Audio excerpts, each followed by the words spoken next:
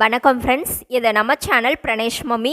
இன்றைக்கி நம்ம வீடியோவில் நம்ம எதை பற்றி பார்க்க போகிறோம் அப்படின்னா 8 மந்த்ஸ்லேருந்து எல்லா வயசு குழந்தைங்களுக்குமான ஒரு super healthy wait gaining baby food recipe.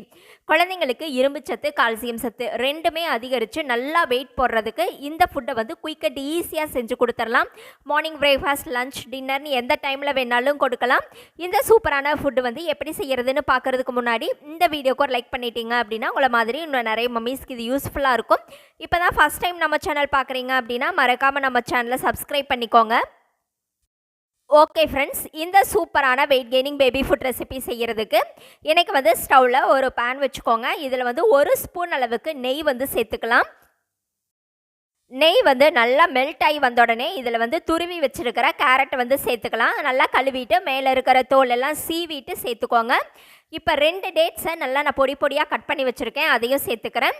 இது கூடவே 1 ஸ்பூன் அளவுக்கு நட்ஸ் பவுடரையும் சேர்த்துட்டு இந்த நெய்லேயே நல்லா வதக்கிக்கோங்க. இந்த கேரட்டு, டேட்ஸு ரெண்டுமே நல்லா சுருங்கி வர அளவுக்கு இதை நல்லா நெய்யில் வறுத்து விட்டுருங்க. இதில் சேர்த்துருக்கிற எல்லா பொருளுமே குழந்தைங்களுக்கு சூப்பராக வெயிட் கெய்னிங் ஆகக்கூடியது தான். இப்போ இந்த கேரட் ஓரளவுக்கு நல்லா வதங்கி வந்த உடனே இது கூட 1 ஸ்பூன் அளவுக்கு வெள்ளை ரவை சேர்த்துக்கலாம். அதே மாதிரி இது கூட இன்னும் 1 ஸ்பூன் அளவுக்கு கேழ்வரகு மாவும் சேர்த்துக்கலாம்.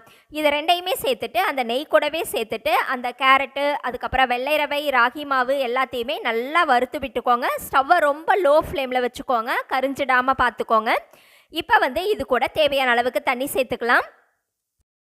இது கூட இது நல்லா வெந்து வர அளவுக்கு தண்ணி சேர்த்துட்டு இது எல்லாத்தையுமே நல்லா கலந்து விட்டுக்கோங்க. இது நல்லா கலந்து விட்ட பின்னாடி இது கொஞ்சம் கொதிப்பிடிச்சு ஒரு 2 கொதி 3 கொதி நல்லா கொதிச்சு வரும்போது ஒரு லிட்டை வச்சு க்ளோஸ் பண்ணி வச்சிடலாம். ஒரு 5 மினிட்ஸ் லோ ஃப்ளேமில் வச்சுட்டு அடிக்கடி கலந்து விட்டுட்டீங்க அப்படின்னா போதும். இது நல்லா சாஃப்டாக குலைவாக வெந்து வந்துடும். இப்போ இதை ஒரு மூடியை போட்டு மூடி வச்சிடலாம். ஒரு 5 நிமிஷம் லோ ஃப்ளேமில் நல்லா வெந்து வரட்டும்.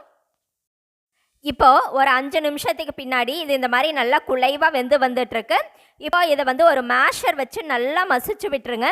நல்லா சாஃப்டாக மசித்த பின்னாடி இதை ஒரு சர்விங் பவுலுக்கு மாற்றிட்டு ஒரு மிதமான சூட்டில் மார்னிங் பிரேக்ஃபாஸ்ட்டாவோ, லஞ்ச் டைம்லேயோ, ஈவினிங் ஸ்நாக்ஸாவோ, டின்னராகவோ நீங்கள் தாராளமாக கொடுக்கலாம்.